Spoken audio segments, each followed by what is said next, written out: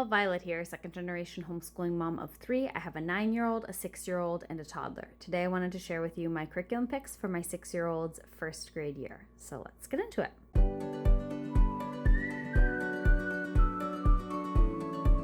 So let's start with math. I talked about this a bit in my curriculum wrap-up video for his kindergarten year, but my son is advanced in math. He will be done with this 2A book by the end of the summer. I had him do the placement test for Beast Academy a few weeks ago, and he tested into 3A already, but I am going to have him finish the second grade level of Singapore because Beast Academy doesn't really cover time, money, or graphing, and those are all topics that Singapore 2B covers pretty thoroughly.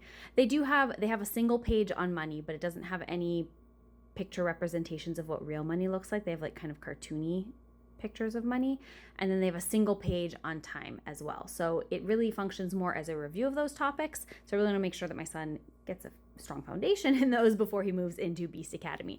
And then graphing they don't really cover. So he'll do some in Singapore, and then we might supplement that a bit with Beast just because I think graphing is both fun and really important.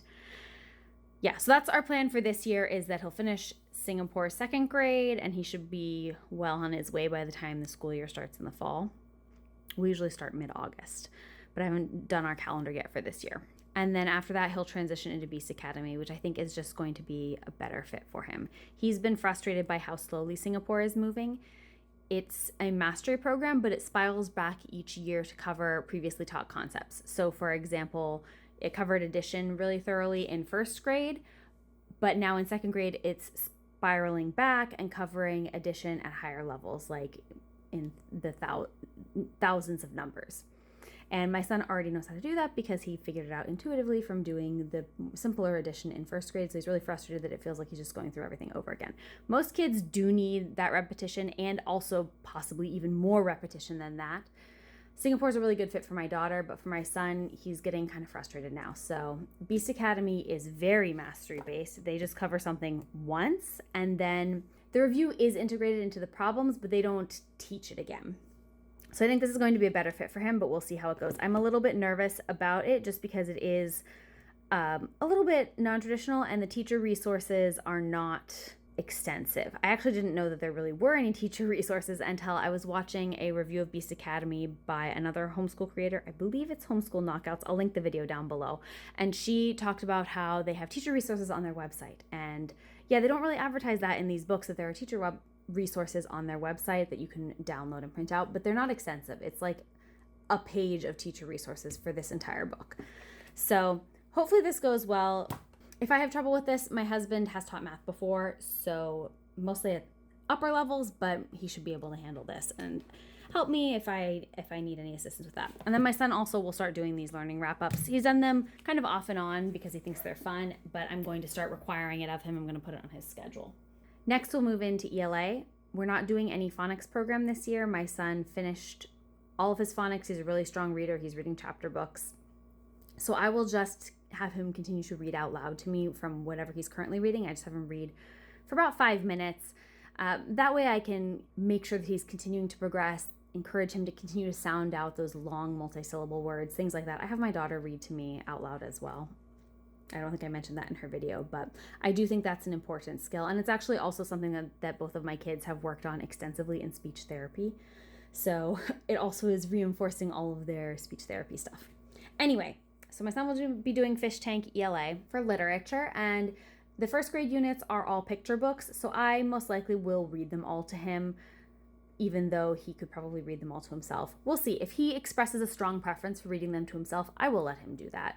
But right now I'm planning to include them in our morning basket and read them to everyone, basically. That's what we did for kindergarten, and I enjoyed that.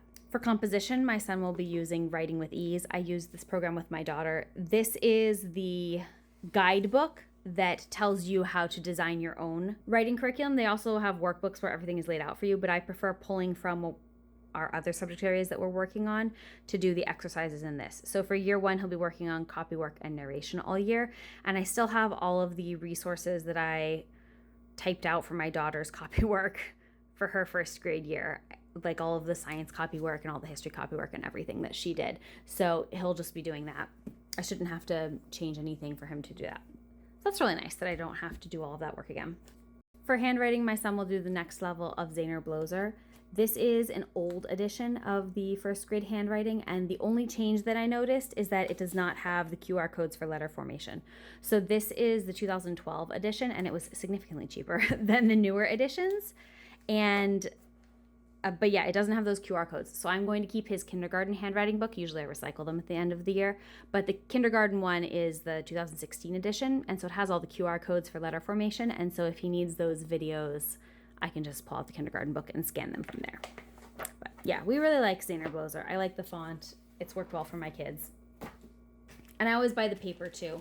I did not need to buy the paper for my son. I still have it from when my daughter did first grade. You can see we did not make a dent in this ream, but I like buying the paper that matches the handwriting program. I feel like that is less of a strain on executive functioning skills if in their other assignments they're writing on paper that's the same that they're using in their handwriting program.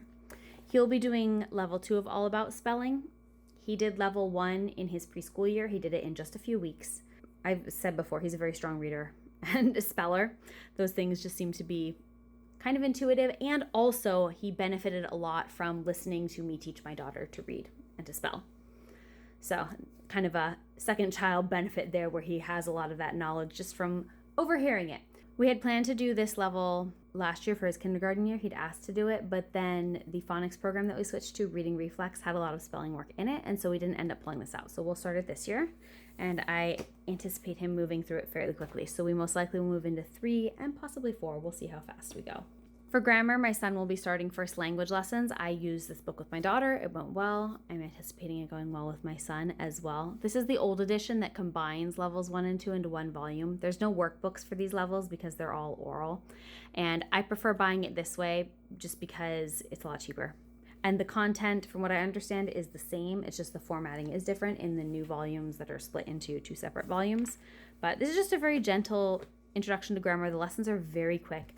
They're fairly repetitive, so we most likely will kind of condense, especially the lessons at the beginning. There's like 30 lessons about nouns. There's no way my son is going to need that many lessons about nouns. So I think they recommend doing it 2 to 3 times a week. We probably will just do it twice a week, and that should work out just fine.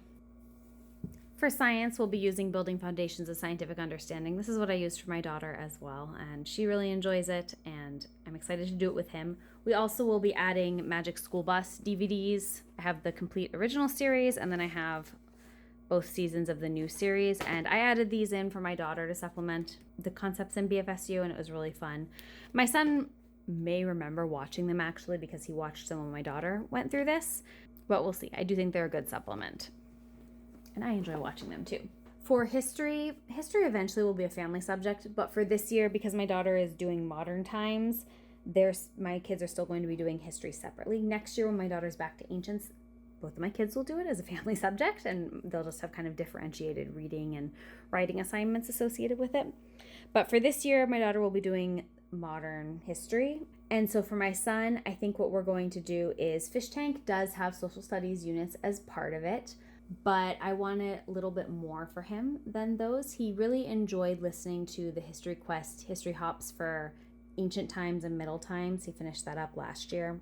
So I think he would enjoy listening to history podcasts as kind of his gentle introduction to history for this year. So my plan right now is to find some really good kids history podcasts. If you have any recommendations, please let me know in the comments down below. I haven't really started researching this. I've just kind of been brainstorming what I could do for history for him that would feel like it's worthwhile. And then we also may pull in some units from iCivics. I saw that they have some elementary units and they look really good. So we may do that as well. For art, my son will be starting the K-3 progression of artistic pursuits. And just like my daughter, he's waiting until first grade to start it. And that's because Artistic Pursuits has 8 volumes for this, so it's 4 years. And then for the 4 to 6 age range, they only have 2 volumes, so 2 years worth of curriculum. So if you do these in 1st through 4th, then 5th and 6th, you can use that curriculum. And then they have one for 7th and one for 8th, and then they have high school stuff. So I just feel like that works really well. And then that leaves a lot more space in kindergarten to have a much looser, lighter art I feel like kindergarten is a child's introduction to doing more structured curricula, and so we usually do just a few subjects. You'll know if you've seen my past kindergarten videos. And then in first grade, we add in a lot more while still prioritizing short lessons and meeting your child where they're at. Anyway, my daughter enjoyed these. I hope my son enjoys them as well. And then the last individual subject that my son has is foreign language, and he does French. He chose French last year. Before that, we've been doing Spanish, but he decided he wanted to do French, and so I got him this Whistle Fritz collection, and he's watched these episodes. He hasn't really listened to the songs, so there is a home educator scheduling out these things. It's very repetitive, though, so I think we'll use that a little bit, just so that we go through the 4 TV shows and then actually use all of the CDs. He's been doing these Language Together books, which are kind of like Bob book readers. They come with audio, and they're pretty straightforward. So he's been listening to these for a while, but they also have worksheets that come with them. When you scan the QR code, it brings up the audio and then also the worksheets. So we may add the worksheets this year because I would like to do more, like to progress, for him to progress in his language. But I don't speak French, so I'm having a little bit of a hard time finding a elementary French curriculum that I like and that I can do. So he'll also start doing Mango online. My daughter does that and likes it. And then we'll also add in some of the French TV shows from PBS Kids. They have a pretty good selection of foreign language TV shows that are designed to be immersive introduction to vocabulary and things like that. But yeah, I think for second grade, definitely I'm going to have to sign him up for a class or something, because I don't think that I can provide him with the level of foreign language learning experience that I want. But yeah, that's our plan for that for this next year. Hopefully that goes well. All right, that is it for my son's individual subjects. I hope you found this helpful. I am also planning to do our family subjects in a separate video, so if you're interested in that, hit subscribe and keep an eye out for that. A lot of these curricula I've done flip-through videos of, so I will try to link those in the description box down below, and I will also, as always, link everything that I showed in this video in the description box down below. I am an Amazon and a Bookshop affiliate, so if you click on one of those links and make a purchase, I do receive a small commission. Thank you for watching.